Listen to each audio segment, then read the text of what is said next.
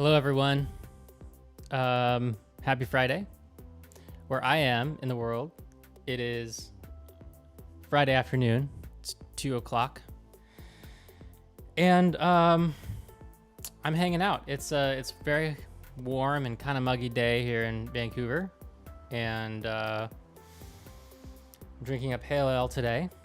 So if you've joined me, let me know where you're joining from and what time it is, where you are, what manner of beverage you've chosen to have accompany you on today's automation happy hour. Well, it looks like I have the Appium Pro website up. Try and make this a little bigger so you can see it. This is the website that you probably found out about this happy hour through. But if you haven't signed up, please do. Get Appium mail to your inbox once a week. So let's talk about what we're going to do today. Let's see here. Oh, someone's saying they can't hear me. Oh, okay. Someone can hear me. Awesome. Great. Well, hi to Gopi from London. It's late at night there. Thank you for joining us. So what are we going to work on today? Well, the apps we've automated so far, we've automated Zoom. And last week we did Craigslist, which was a lot of fun. This week I decided to get a little crazy and automate an app that I use quite frequently, which is Twitter. So I have my test device here, Twitter on it. This is a Samsung S7. It's plugged into my computer. And what do I have? I've got Visor showing us what's happening on the device. I think I can actually use my device via Visor too, which is pretty nice. Okay, so that's Twitter. Here we have our code project we've been working with the last several weeks. If we take a look, we've got our test configuration file where we've got capabilities set for a number of different apps we've been automating. If you're joining us for the first time, I'll say that we are writing code in Python. Might not be the most commonly used language for UI automation. That language is probably Java, but Java is a fine language, but I think it's kind of overkill for test automation. I think Python lets you write code a little more cleanly. Dynamic languages are a bit easier for writing step-by-step commands, things like that. So I'm using Python. We have a new test file that I've just started out called test_twitter.py here, where we're stubbing out our test that we're going to run on the Twitter app. I'm not quite sure what we're going to test yet. I'm calling this method test like something because I'm wondering if we're going to end up liking something on Twitter, but I'm not quite sure. If you've been following along, you'll notice that the PyTest fixture we're using to give us a driver for the app is a bit different. We used to have a bunch of different fixtures, one per app, but now that we have lots and lots of apps, that's getting a little bit unwieldy. So instead, I've created a single fixture called make driver, and that looks like this. Basically, it actually just returns a function, and that function itself is what will construct and return the driver for our app. So now I just have a big switch statement that based on the string that comes into the app, we get out the appropriate kind of driver with the appropriate kind of capabilities used to launch that app. So I've already started some Twitter Android capabilities. I was playing around with trying to launch Twitter from an APK that I had downloaded and have on my machine. I typically like to do things that way because then I can completely clear off the app in between sessions and start from a completely clean slate. But when I tried to launch Twitter from this APK, it was crashing. So I'm probably going to just use Twitter as it's been installed from the Play Store on my device. So because of that, I'm not going to use the app capability. I'm going to use the app package capability. But I don't know what the app package, actually I do. I think it's com.twitter.android, actually. I think I saw that somewhere else, but what we can do to be sure is use this tool called ADB. So if I open up the Twitter app on my Android device here, so that it's the currently visible app, I can run ADB shell dump sys to dump system information and then tell it that I want the windows that are currently available. So if I do that, I get out a bunch of garbage, but the beginning of that garbage, I get, or I guess at the end of the garbage, I get some information about the current app and how its package ID is com.twitter.android. So that's how I'm working with that there, or that's how I figured out what that was, com.twitter.android. These other capabilities should be good to go.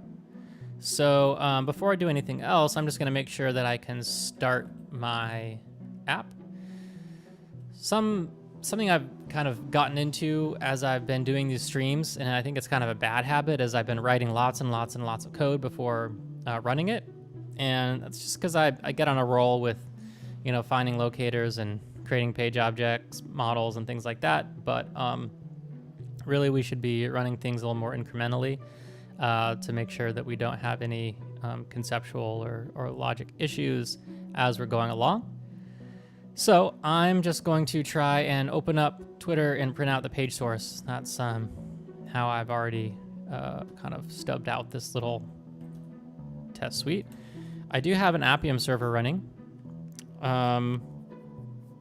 Looks like I had run a test on it before. So it's sitting here running, so it should listen for my automation commands when the test starts to send them. So we can run it. I'll just run this test Twitter file here. And see what happens. We should see the app. Well, the app's already launched, but at the very least, we should see some XML printed out.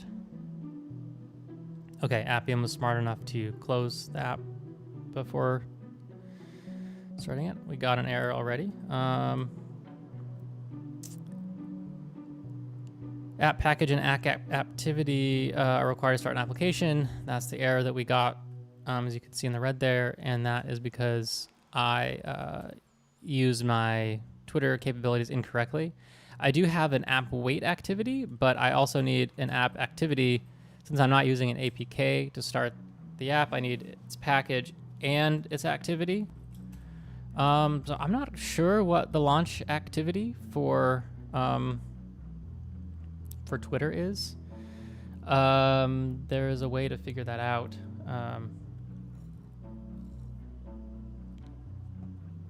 Which I've forgotten. Maybe I can just start the main activity. Like this. Oh, not main, sorry. Just typing what my mouth is saying. Maybe I can just start it like that. Let's try.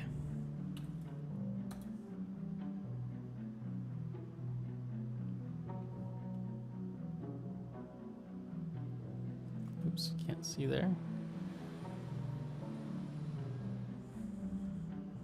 Let's see.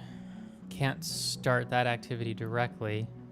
That makes sense. It's probably not the launch activity. How do I figure out the launch activity for a particular app? It might be time to turn to Google. Android get app launch activity.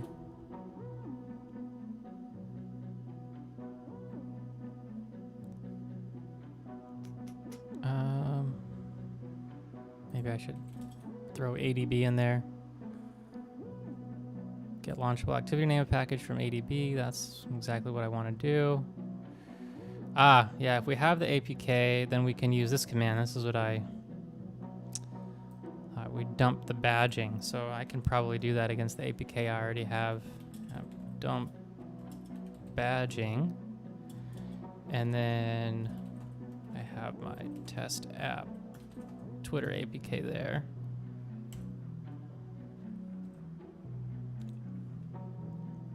I don't have AAPT. I thought AAPT was in Android Home. Or maybe it's a Java thing.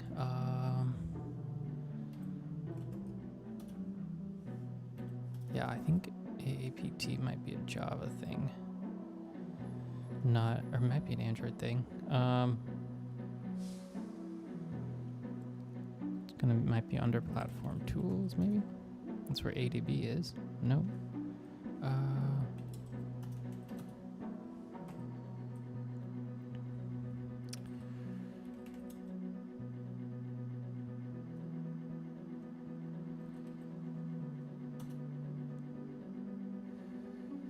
It is an Android thing, like I suspected. But where is it being put? Maybe it's AAPT2 now. No, I don't have that either.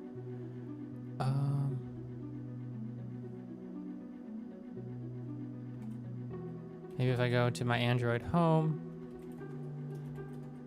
and try and find anything with the name of AAPT.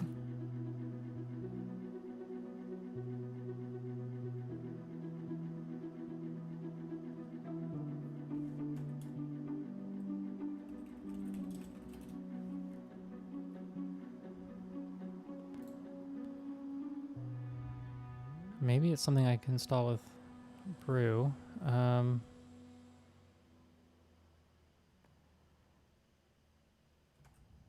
No, it's under build tools. Why is this not part of my path already? I guess because there's so many of them. So Appium can find it because it does a recursive search through build tools directory. But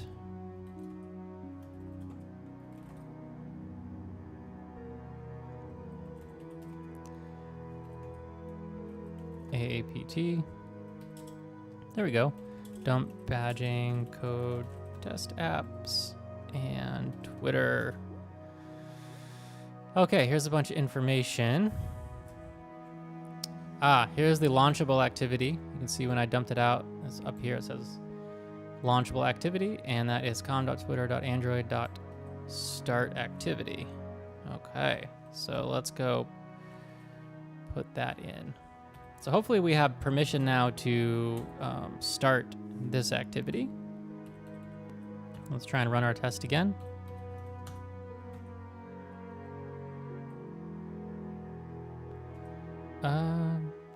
Oh, I'm not in the right directory anymore. There we go. I'm using the same playlist as last week because I didn't get any DMCA takedown notices for using copyrighted music. I just, I want people to hear new music, so I put the name of the band and stuff up there. But anyway, okay, we were able to launch Twitter. Sweet. That's worthy of a celebratory sip.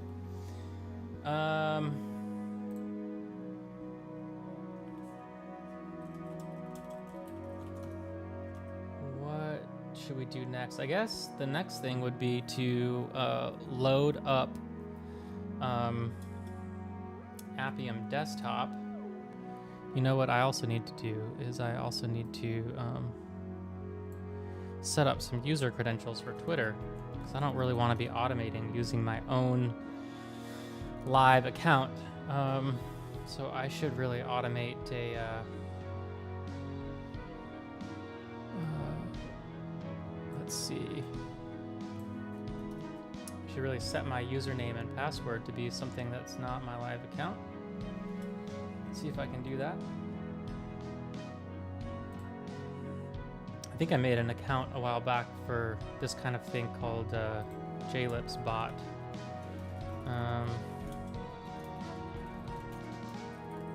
So I'm I'm just going to put those as environment variables right now, and I moved my terminal away because I don't want you to see my username and password. Well, the username is fine, but I want you to see my password for this account. Okay, I think I put that in correctly. We'll need that for sure. Should have done that before I started the stream. Okay, if I go back now to Twitter, what's the first thing we're going to want to do? Well, we're going to need to log in, of course. Probably just log in and log out is a good test to run. So test, log in, and log out. We can rename this. So we first make our driver. And then let's do a little Appium desktop action to figure out what locators we can start using. But we can also first sort of stub out our pages. So I'm going to make a Twitter page object directory, and I'm going to pick one of the Craigslist page objects to just copy and paste. Twitter, and then what should we call this page? This is the call it splash page, maybe.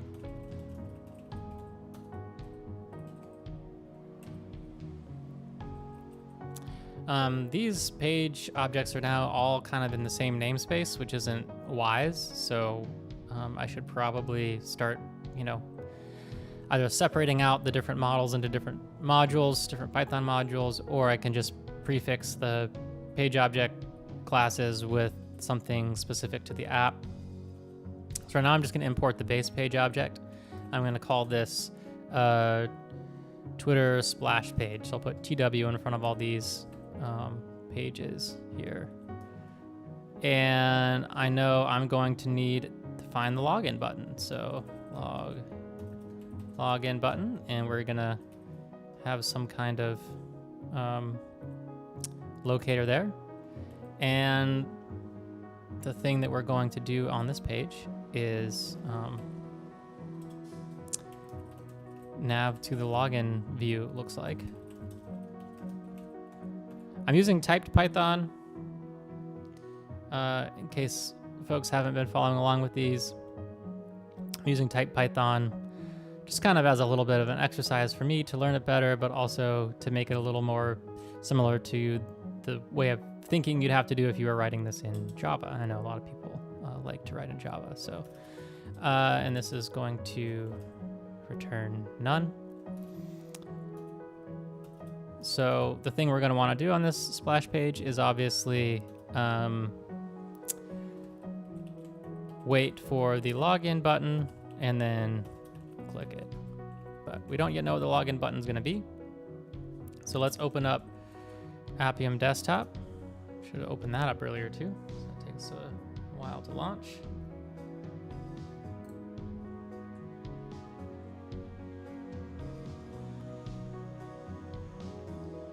Some instrumental music I made like 5 years ago. It's fun stuff.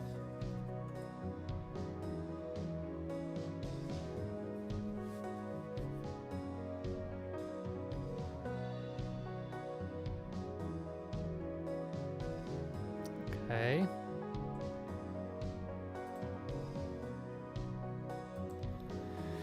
When I'm streaming, my computer goes slow, so Appium takes forever to open.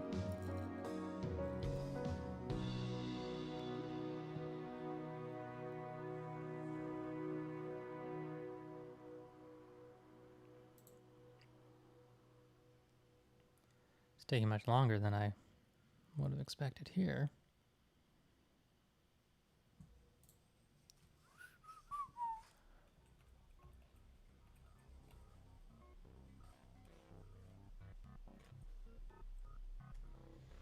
I don't think I downloaded a new version. There we go. Okay. So I'm going to copy in the capabilities that I used to start the session. which I can actually get over here in, where is this? In my Appium log. So what I can do with this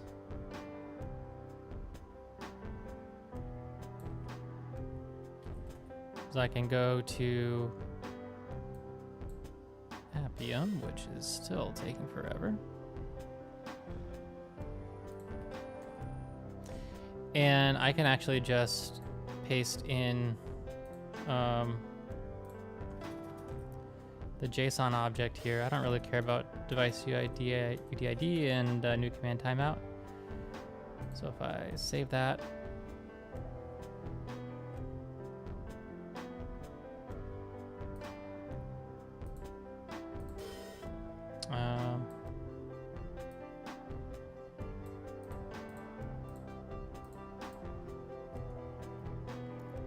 what's going on here, folks? Okay, so if I cancel that, if I edit this, I should be able to then. Oh, there's a new line in this. That's why.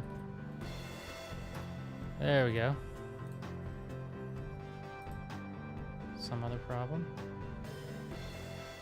Guess that's what I get for copying it.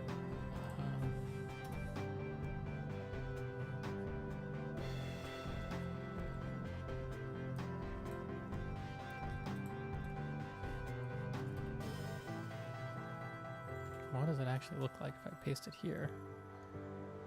Oh, yeah, that doesn't look like JSON.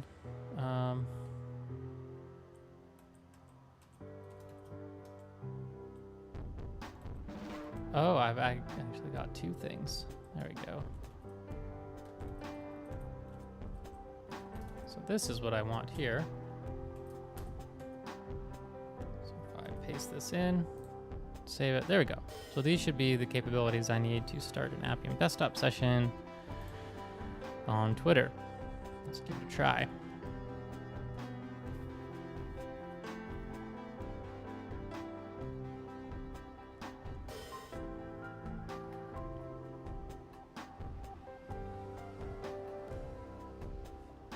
Oh, you know what? I paused my Appium session, didn't I? There we go. Okay. Here's Twitter. What is this login button? Okay, this actually has an ID on it, which is nice. It does not have a content description, looks like, but it has an ID. So we can call this detail_text. So let's build out our page object here. This is by. Oh, we need to import the by command. Where can we copy and paste that? There it is.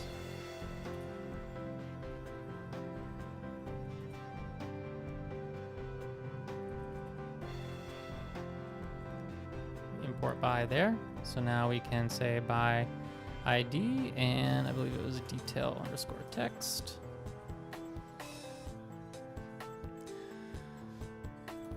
Great. Oh, and we're not waiting for just login button, we're waiting for self.login button there. Cool. So I'm kind of curious now if we tap this button.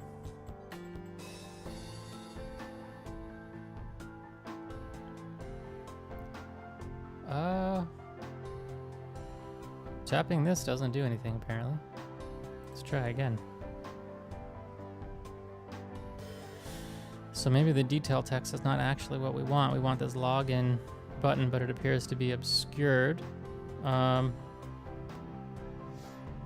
if I tap here, that's not doing anything. So that's not actually the right locator. Let's navigate down into this mess here. Oh my goodness. Twitter. create account has its own primary action, IDE, but this text view,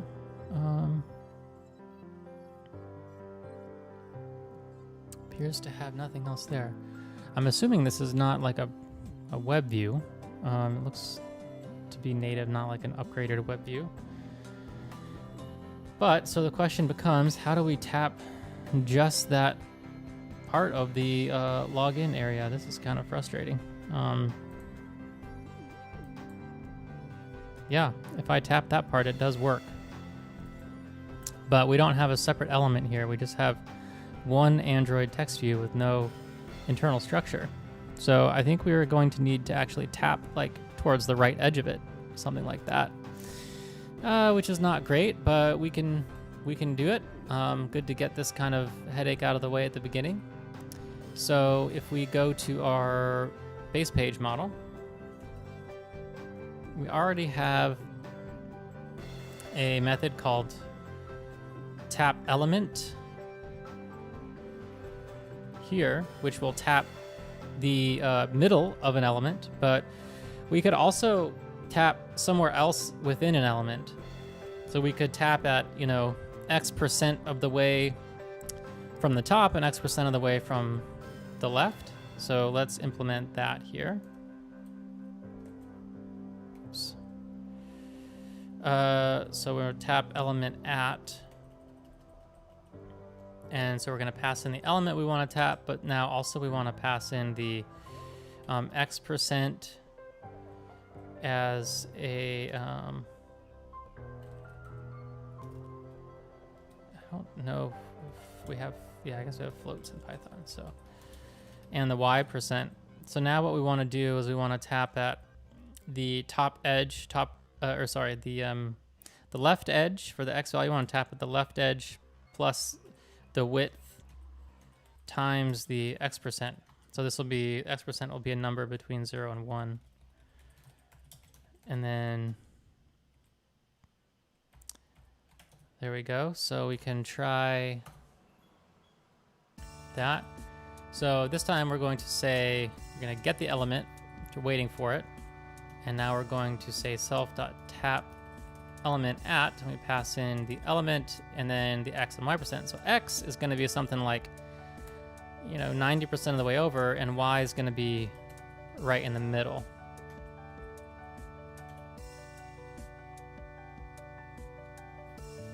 Okay, let's actually just pause and see if this works at the moment. So I'll kill my session. I wonder if we'll actually start in a clean slate or if it's going to start at that login screen. We'll find out.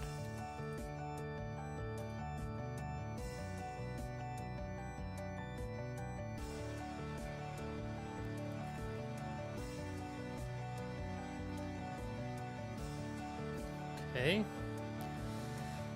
Anytime, Twitter. There we go. Cool. Well, it potentially worked, but I suppose we want to wait to see if it actually works. Sleep for 2 seconds afterwards. I want to make sure that it actually gets to the next place.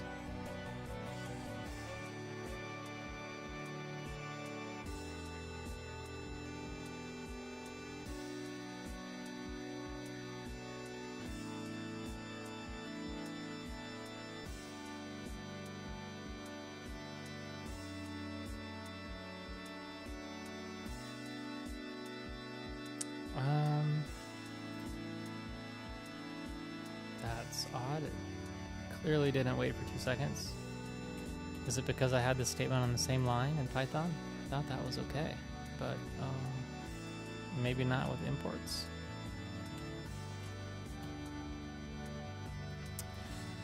We learn a lot of things together on these streams, don't we, folks?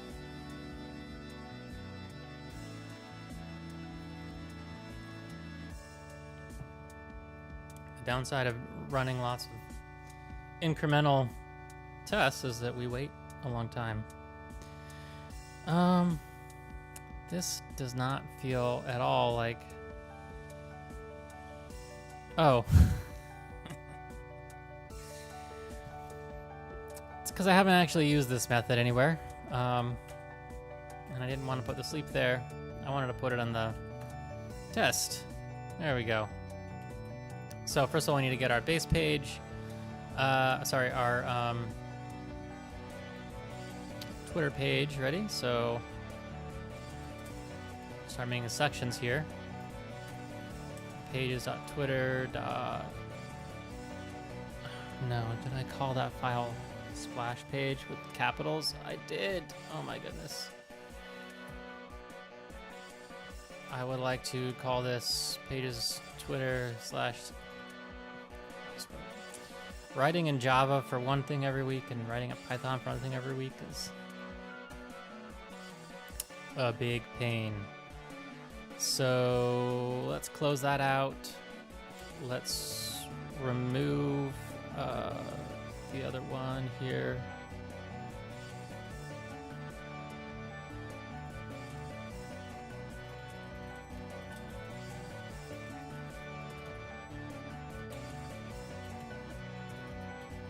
Let's make sure that I wrote it okay. So list pages. Yeah, okay. So now I can remove that one.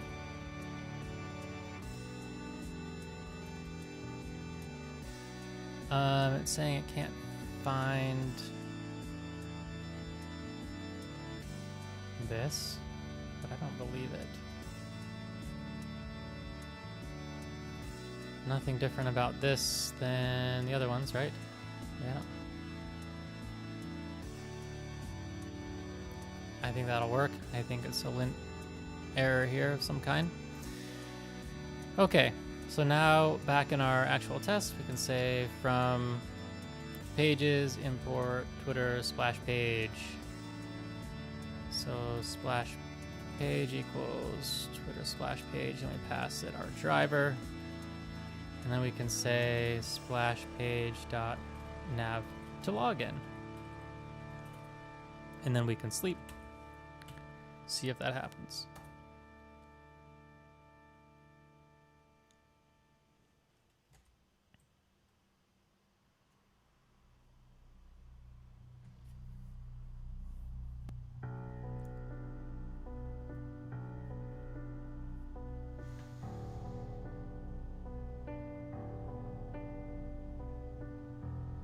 Oh, no, we did get an error.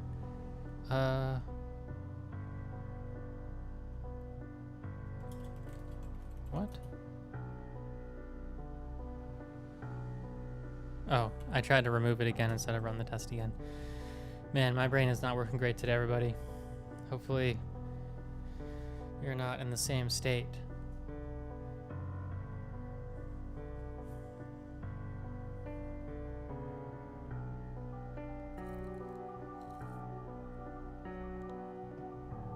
It's also really hot, and I have the window open. Okay, that worked. Amazing.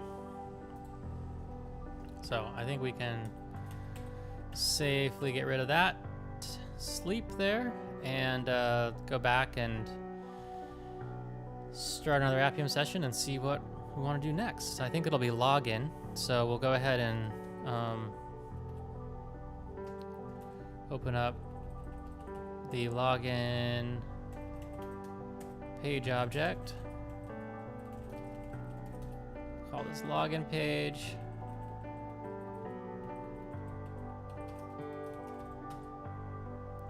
And we'll see. Well, the method on this is going to be login with username and string, which is a string, and password, which is a string. Okay. Go ahead and log in. We get this like weird Samsung pass thing, which I don't care about. Login identifier. This is an editable text field. That's what I want. So I'm going to go ahead and add that to our page object model. And that's by ID. This is login field, and It's called login identifier, looks like.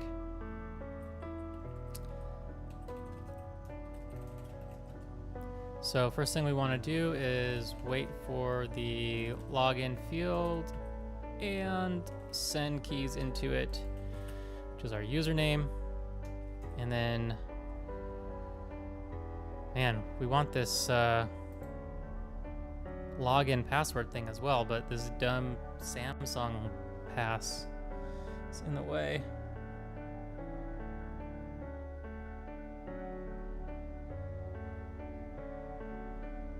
Well, I made it go away just by randomly tapping, so hopefully that will just kind of go away on its own. We'll see.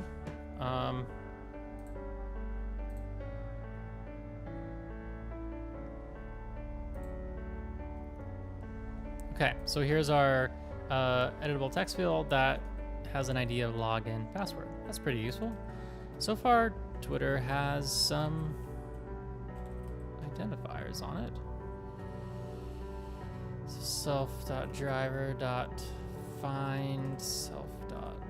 Oh, this is called, should be called password field.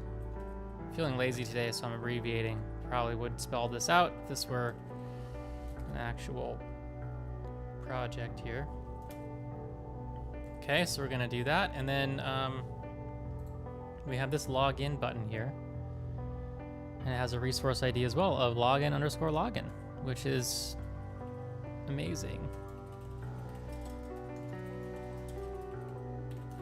Why would you want to automate Twitter? Put your best suggestion for how we might want to automate Twitter in the chat.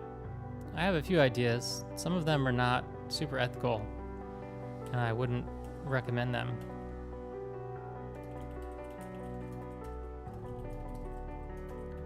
So we're gonna click that login button. Okay. So let's test this out. But first, now that we have our login page, we can add it to our list of pages. Pages.twitter.login page, import Twitter login page. And now we can go back to our tests. No, first we can go back to our Twitter splash page, and we can import the Twitter login page, because that's the thing that we're going to actually return from navigating to the login. So we're going to return a new instance of the Twitter login page. That reminds me, I think I did the imports wrong. We always have to put the base import or first thing we encounter at the very bottom, otherwise we get weird circular imports.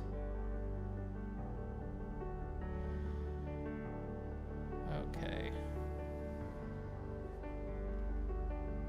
One moment.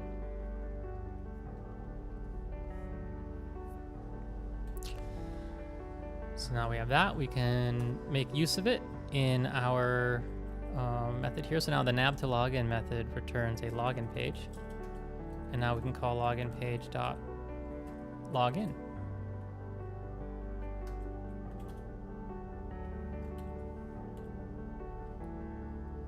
See how that works. By the way, if you see me making any mistakes, please put it in the chat. This can be like, you know, cloud programming, group programming. Sometimes it takes me like several minutes to figure out what I did wrong. And if you see in advance, please don't hesitate to share.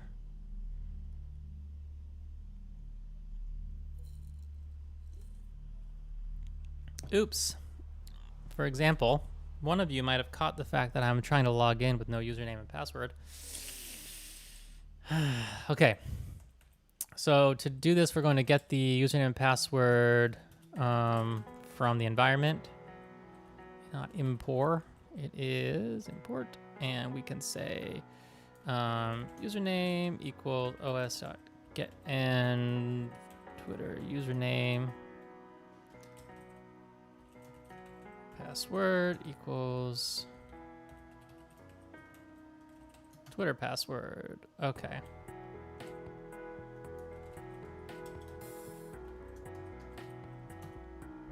All right. Any other mistakes? Let's try it again.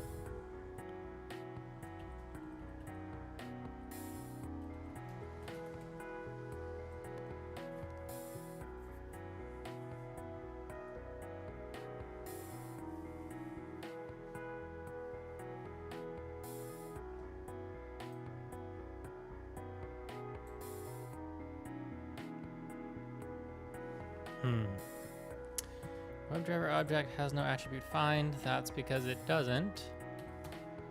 That's because it is find element. So I should have had that autocomplete. I would have expected. Try once more.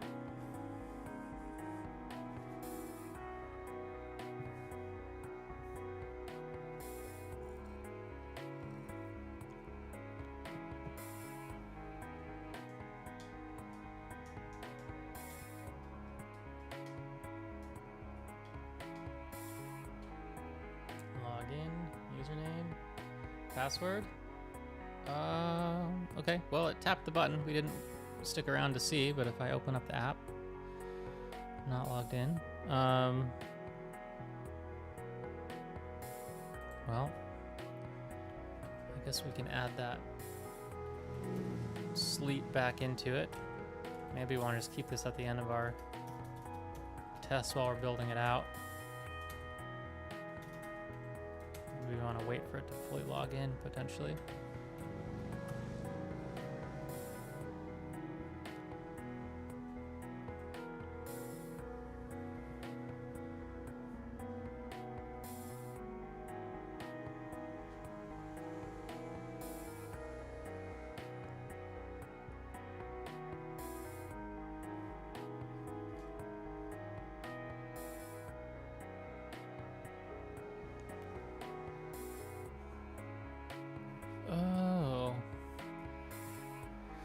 That's not what we wanted. It thought it tapped the login button, but it didn't. What could have been going on there?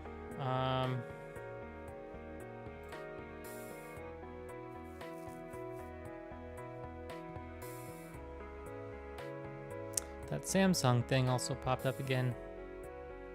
Somehow it got interpreted as like a long press up here.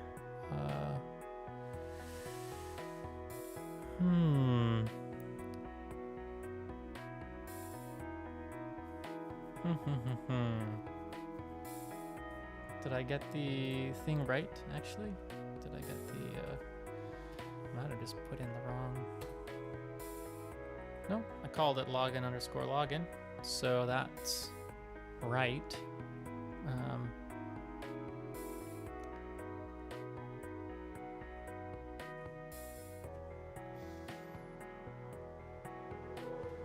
Kind of curious about the location of this.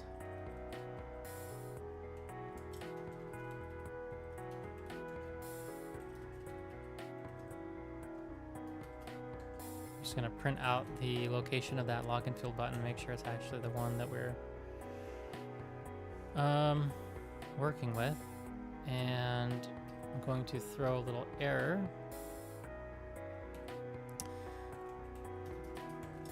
So that we get some output, so we can actually see the printed output, because usually PyTest swallows the output if there's not an exception. So just raising the exception to make sure that we see the rec that we printed out.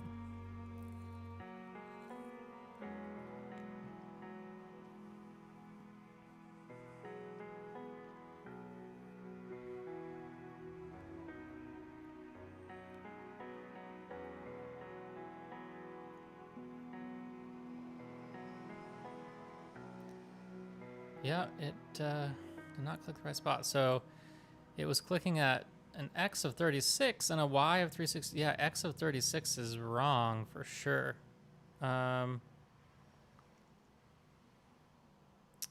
It should be like almost all the way over to the edge of the screen. So it did tap where it thought the element was, but the element was in the wrong place. Not sure what to do about that. Let's pull up Appium Desktop and see. Maybe actually just got a crazy idea.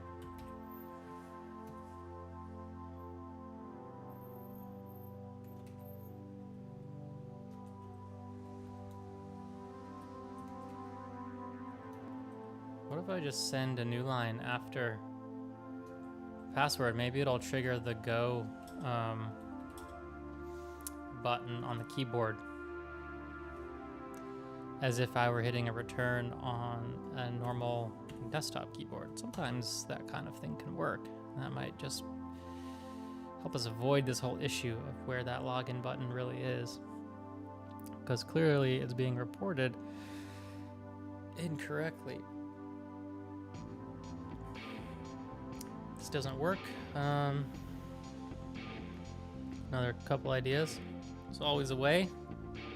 Almost always a way. No, hitting the new line didn't do anything. Okay, let's try something else. Let's load up UI Automator Viewer, see if it reports anything different from Appium Desktop.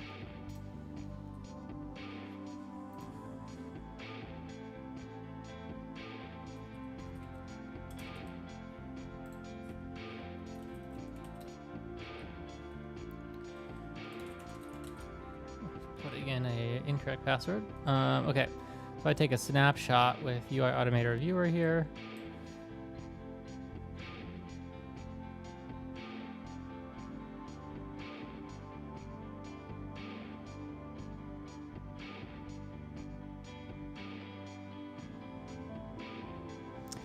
A lot of like letters and stuff on the screen. I noticed that when there are, it can take UI Automator Viewer quite a long time to retrieve the UI hierarchy.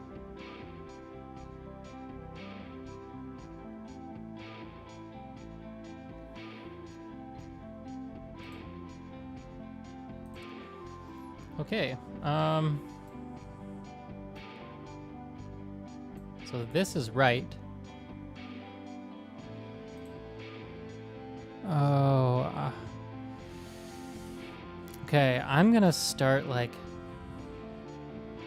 blaming you guys for being lazy viewers, because this error is pretty egregious. Like, I know it's my fault, but really somebody should have caught this. I'm not actually trying to find the login field anymore. I'm trying to find the login button. No wonder it was tapping in the login field, because that's exactly what I had told it to do, even though that wasn't what I meant. Be lucky if I just get login and logout working today. Potentially, like, writing test automation at the end of a long week while tired and drinking a beer is not the best idea, but it hopefully at least helps you all to feel better about yourselves, if not better about me.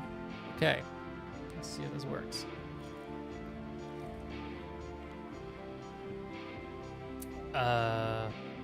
It tapped it, but then it didn't do anything. Then it just moved down. That's weird. Do we need to tap it again?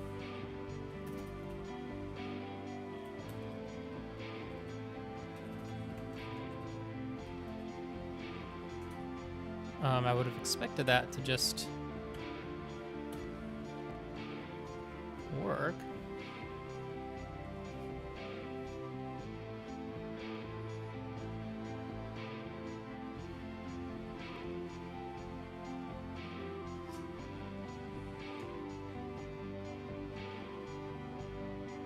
Let's see.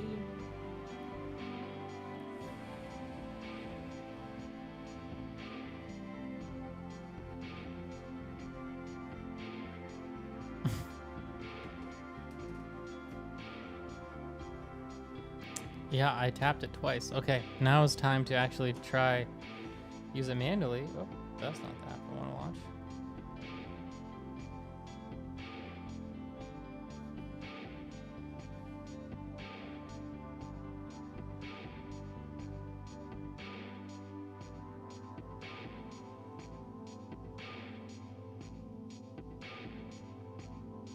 Oh, I see. There's a little toast message coming up. Username and password you entered did not match our records. Please double check and try again. Okay. Well, that makes sense, except for the fact that it should have theoretically worked with Appium.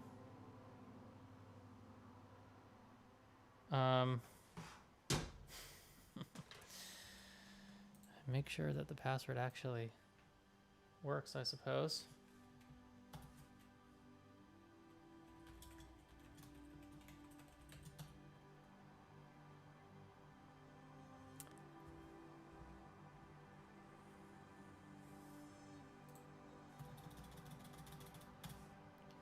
Okay.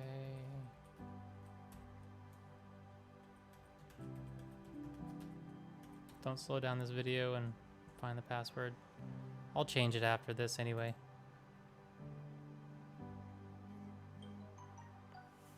Okay, that worked. But why didn't it work from... Why didn't it work from Appium? Oh, maybe because I had that new line in there from trying to debug.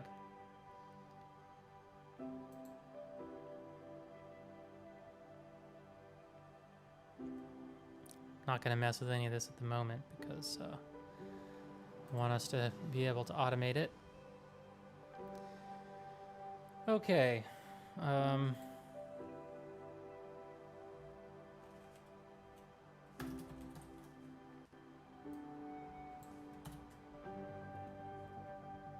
Let's take that new line away.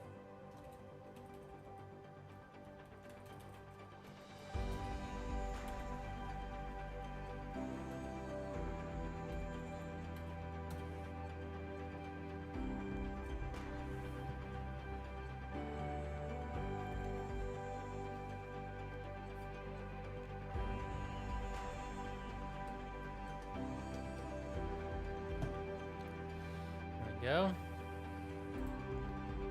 Launch, launch, launch.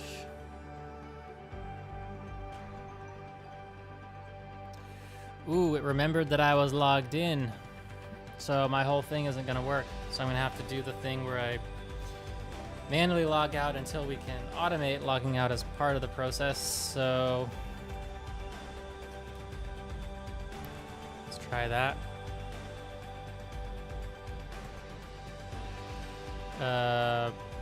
No, not profile. No. How do we do this? Settings, account, log out. Oh my goodness, this is going to be a beast to automate.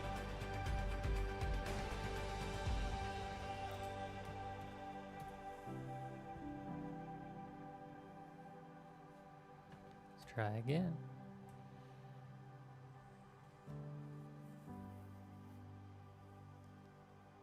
See if removing that new line fixed the password issue. It is the correct password.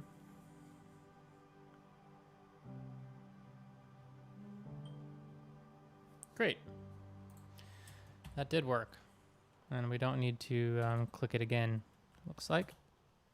So next thing is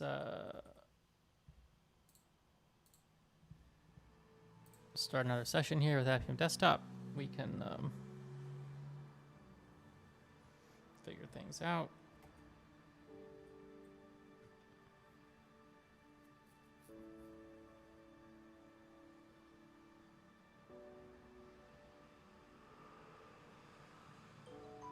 Okay, this is where we end up after logging in, so this is a good spot to be at.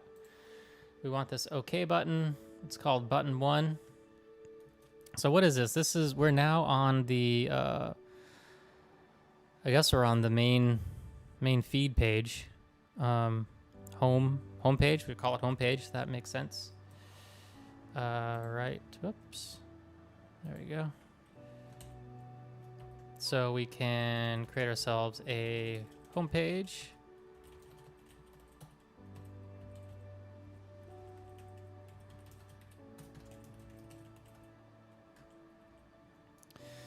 And the first thing we're going to do is, this is going to be like the accept the alert button.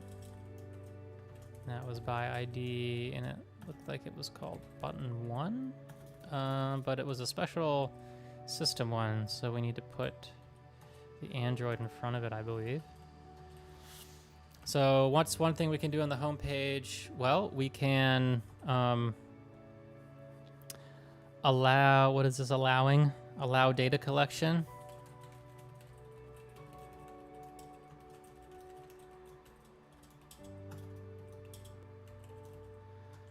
So that basically looks like waiting for the accept alert button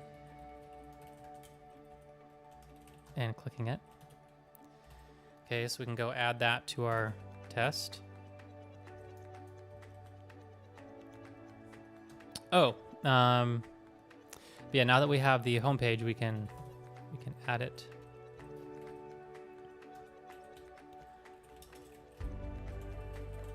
Homepage, import Twitter homepage. And then in the login page, we can import homepage, and login now returns homepage. That, so when we go back to our, there we go. So now we can call homepage.accept, allow data collection. Okay, so assuming that's going to work, let's allow that. It says your location services are not currently enabled on this device. You can turn them on in your device settings. I don't want to do that as part of this flow, so let's add like skip location settings. That'll just work for this device. Other devices might already have it turned on, so this would need to be conditional. What is the not now button called? Maybe it's called button 2. It is. It is called, we'll call this the reject alert button. Could maybe we'll just, maybe we should just call this button 1, just because it could be a lot of different things, to be honest. It might be accept and reject some dialogue, but who knows semantically how Android can use it. So for this, we'll just wait for button 2 and click that. So again, assuming that will work, we'll say not now. Okay, so next thing we're gonna wanna do is log out. So yeah, we can get to the menu like that, can't we? So let's find the menu icon. I love this super epic music for test automation. Oh, sweet. This one actually has a content description called Show Navigation Jar. Way to go, Twitter. Put some accessibility IDs on your stuff. Okay, so now we can import from appium.webdriver common.mobilebuy, import mobilebuy, and we can say menu equals mobilebuy.accessibility ID, show navigation drawer. Let's call this open menu.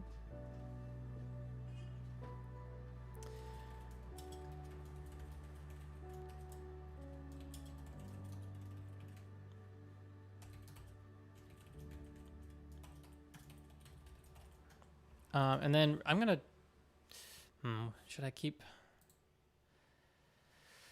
I guess an open question is whether I want to make the menu its own page or just keep it as part of this page. Probably in a real project, I make it its own page just for better organization. But right now our pages are so small, there's no reason not really to make it part of the same page. So I think that that's I think for now I'll just make it part of this same page. So we open up this menu. The next thing I want to do is go down to settings and privacy, which are like totally hidden somewhere. Probably because this root layout is on top of this drawer. But that's okay. Where's our list view? That's the list view with our stuff. Here's our settings and privacy. This has no unique ID or accessibility ID, so I think we're going to need to search for it by its text. And we had a special helper method for finding an element by its text. I thought text locator is this helper method for constructing an XPath based locator. So we can say settings menu. This will be base page text locator. This is settings and privacy with that casing. Let's settings and privacy, which is capital S.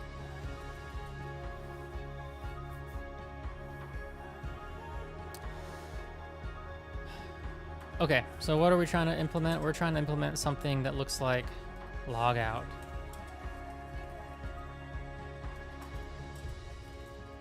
And so the first thing we're gonna do is open our menu. Then we're going to wait for the settings menu and click that.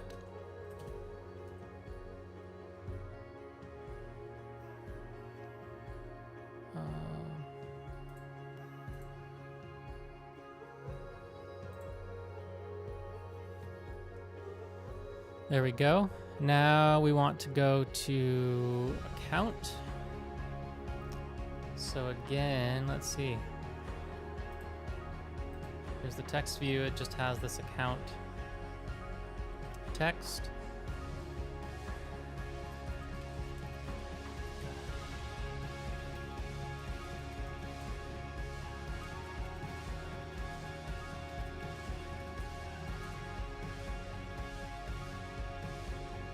Okay. Tap that. Now here we're going to run into a bit of trouble because we can't actually see the oops. Oh no, that's not the chat. I wonder. Oh, never got this. Happy Friday, the Dean. 2 a.m. at your place. That is insane. What was I trying to do though? Right, so the logout button is down here, but up here we can't find it. So we need some kind of scroll helper. Do I have anything like that at the moment? In base page? Got taps, I've got taps. I'm gonna see if I can find a scroll helper that I can just sort of paste in here.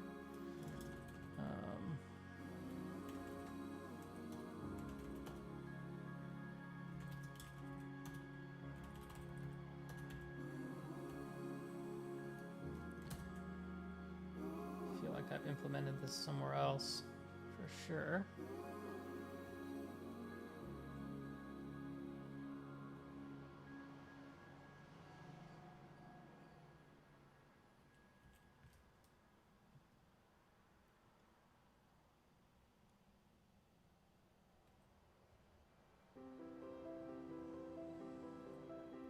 Yep, I found it.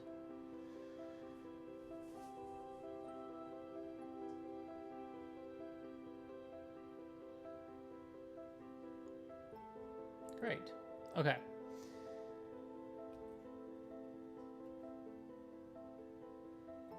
There's actually a bunch of code in here that I can copy over.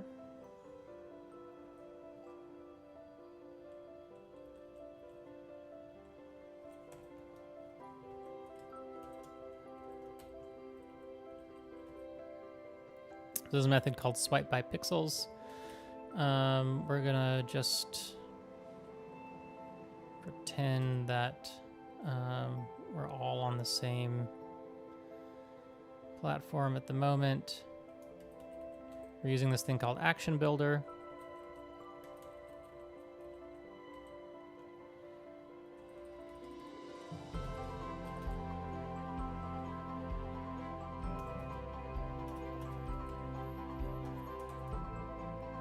Okay, so this is basically a method that will swipe by a certain amount of pixels for a certain duration. And then we have a different kind of swipe which will use ratios of screen size, so essentially percentages. And that should all work pretty well. Then we can define this kind of scroll method. We can scroll up, down, left, or right. But, you know, I guess we could implement a little bit of a scroll direction enum.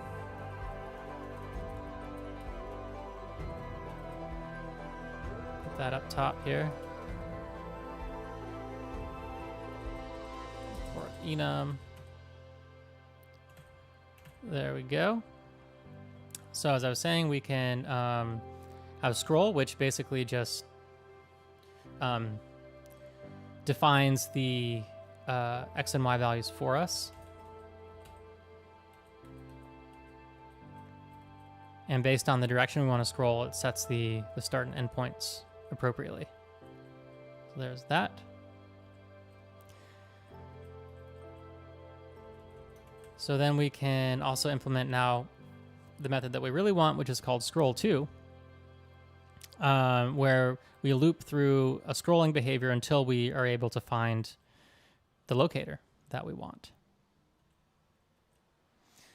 We need to import the no such element exception, which is from Selenium common exceptions. There. Okay. So now we should be able to use this handy scroll to method in our home page. So what is it that we're trying to scroll to exactly? Oh.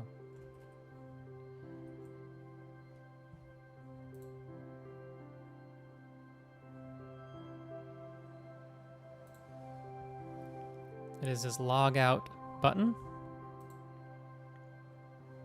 And again, it just has text of log out.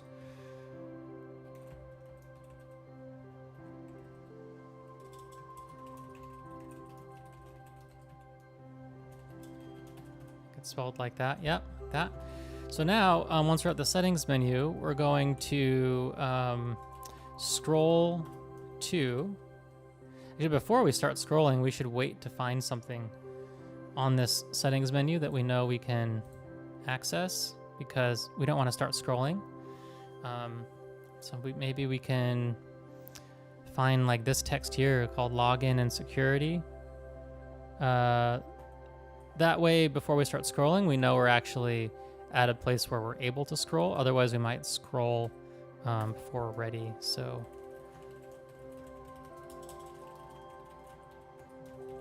this is called login and security. So first we want to wait for login and security, and then we want to scroll to log out, and then scroll to should return the element to us, so then we click that. Okay. So we're gonna try this. I'm gonna hope it all works, but first of all I need to log out manually so we can actually try it.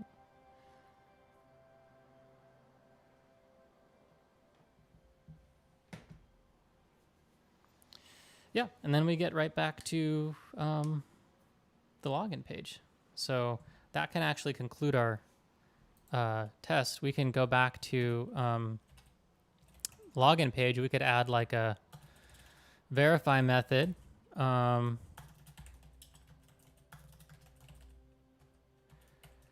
Which just asserts basically. Oh, sorry, it's not the login page. Splash page is the one we go back to.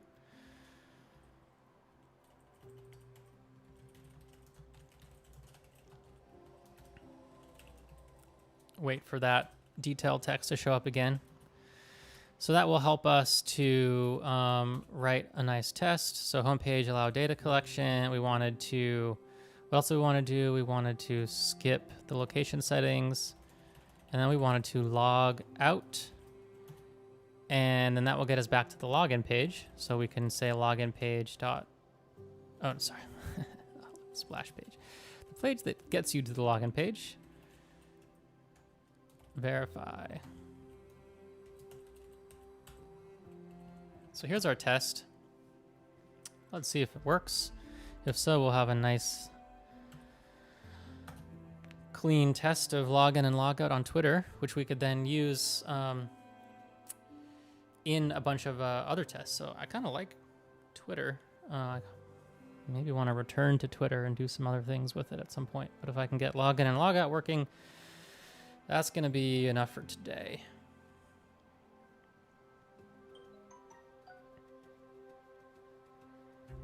Oof. So far, so good. Scroll. Oh, scroll didn't work. Scroll. TW homepage object has no attribute find. Okay. That's probably true. Oh, that's probably something from my implementation. Right.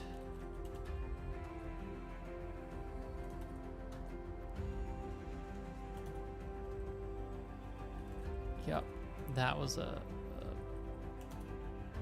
base page object method in my other implementation where I took this stuff. Okay, so let's manually log out. Oh, no. Nope, nope, yep.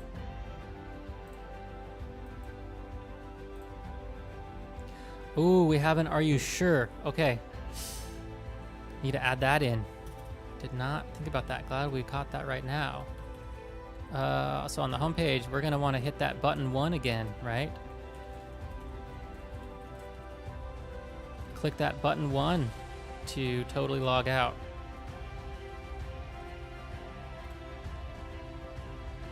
Okay.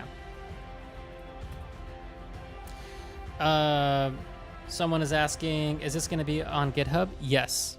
Every week I push this to GitHub. So yeah, you can find all the, this is all just one big project I'm making that is now kind of containing all of these different apps and all the page object models that we're building and everything. So, will hopefully be a useful reference as well. Oh, still a problem with scroll. Has no attribute. Oh, that's because it should be self.driver. Oh, brain. Oh, brain.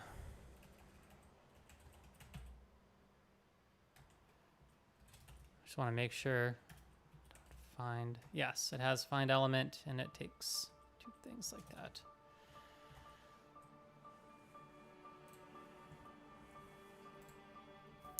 Yeah, I always put the code on GitHub. The videos always get put up on Headspin University, so you can check them out there. I think the video stays up on Twitter as well.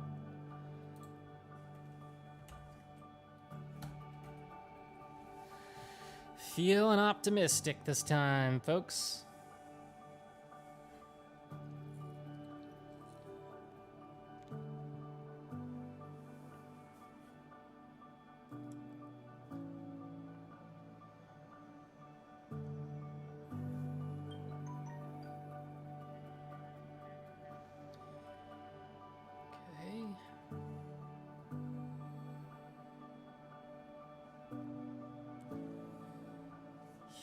Yes!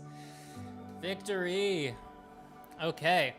Our sights weren't set super high this week, but still, we encountered some interesting challenges. So let's take a look at the code that we wrote. So if we just look at the test file,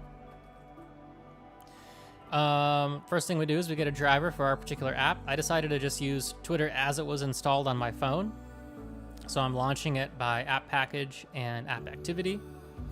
We navigate to the login page. To do that, we had to implement this new base page method called tap element at, where we want to tap an element, but at a certain X and Y location within that element, because tapping in the middle of the element was just tapping some text that didn't actually act as a button.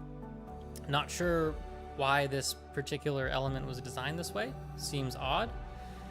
But thankfully, we could tap by location 90% of the way over.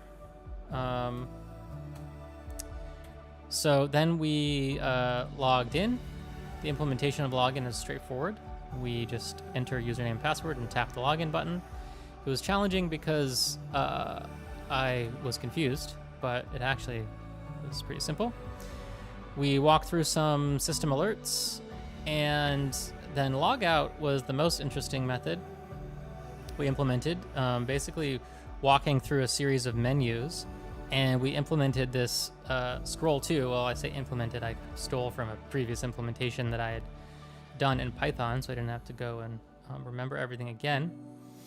But basically we created a method that would take a locator, and it would continually try and find that locator and scroll down if that locator is not found, and then return the element corresponding to the locator once it can be found, which we were then able to click, confirm that we wanted to log out, and we're back to the beginning where we were able to verify that we wound up where we started. So again, I really like this model for writing tests. This test code is extremely simple and easy to read. Anybody could come along and say that we're at the splash page and we're navigating to the login page. And then we're at the login page and we are logging in with the username and password. And that gets us to the home page where we allow data collection and where we skip location settings. And then we log out. And we don't have to know about the implementation of any of this. So tomorrow, if Twitter just adds a login button directly on the homepage and we don't need to walk through all of these steps, our test doesn't need to change. We just change the implementation of the logout method in the page object.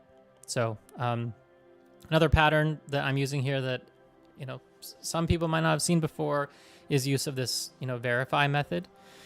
So again, this is, I believe, a valid thing to have exposed on a page object. A user would also look at the page that you get to after logging out to make sure that you're logged out.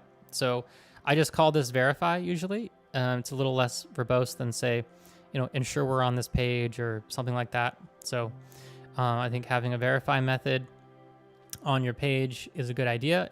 Some frameworks I've written, you just define a locator using a special variable name to be your verification locator, and then the verification happens automatically whenever that page is instantiated. So you don't even need to call this method explicitly if you don't want to. So yeah, I'll shut things down here. I'll put up the video in GitHub in the next couple days. You can certainly watch the video again anytime on Twitter. And yeah, really enjoyed taking a little dive into Twitter this week, and we'll maybe do something different next week and maybe come back to Twitter at some point and automate some more stuff. Hope you enjoyed today's stream. Let me know what you liked about it. I hope you enjoyed the music. And again, have a great weekend. All right, bye.